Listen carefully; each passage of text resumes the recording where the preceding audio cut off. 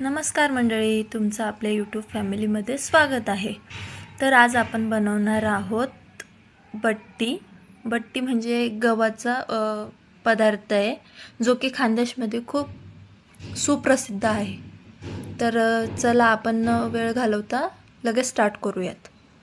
तर सगळ्यात पहिले एक परात किंवा पीठ मळण्यासाठी जे यूजफुल आहे ते घेऊ शकतो। त्यात गव्हाचं पीठ जे आहे ते रव्यासारखं बारीक पाहिजे आणि त्यात मग आपण टाकणार आहोत हळद, थोडंसं जिरं आणि ओवा आणि त्यावर मीठ सुद्धा घालणार आहोत चवीसाठी, जसं तुम्हाला टाकूयात।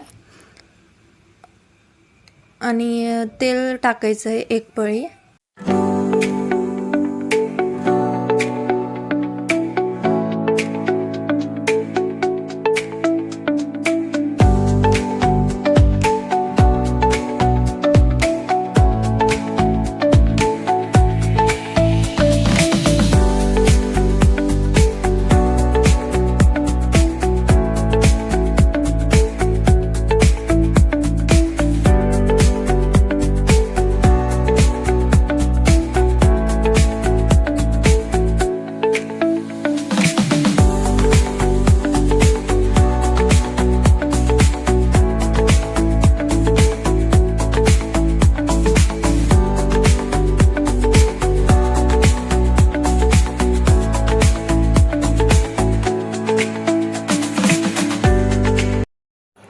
आता आपलं पीठ छान असं मऊ पीठ मळून झालेलं आहे आणि आता आपण त्याचे एक एक गोळे करणार आहोत आणि ते गोळे एकसारख्या आकारात पाहिजे, जेणेकरून एकसारखे होतील आणि दिसायला पण छान दिसतील।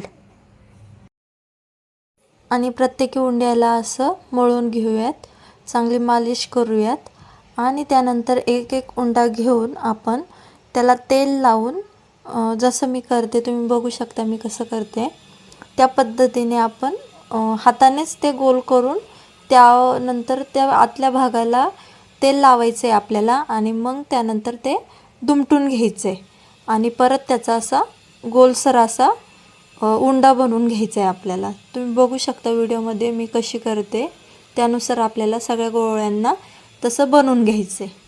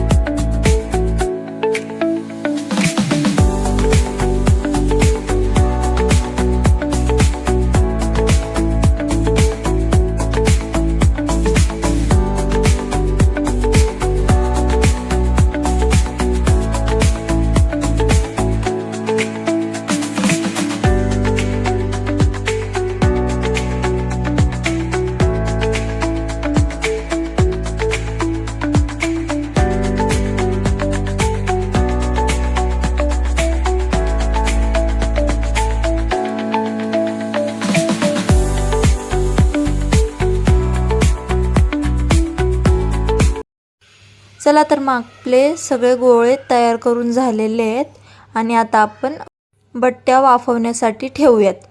आणि तुम्ही दुसरं कोणतेही म्हणजे स्टीमर यूज करू शकता तुमच्याकडे जे असेल ते. माझ्याकडे इडलीचं भांडं आहे म्हणून मी ते यूज करते. आणि त्या बट्ट्या त्या इडली पात्रामध्ये सगळ्या एक एक करून ठेवलेल्या आहेत आणि आता मी झाकण लावून त्याला वाफवण्यासाठी ठेवणार आहे.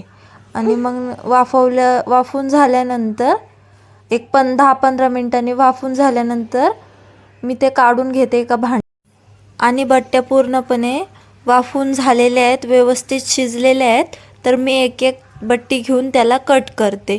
तुम्हाला ज्या आकारात हव्या असतील त्या आकारात तुम्ही त्या कट करू शकतात. तर मी बाकी अशा पूर्ण चौकोनी याच्यात कट केल्या आहे, बाकी उभे उभे अशा कट केलेल्या आहेत. तुम्हाला हवा तो आकार तुम्ही कट करू शकतात.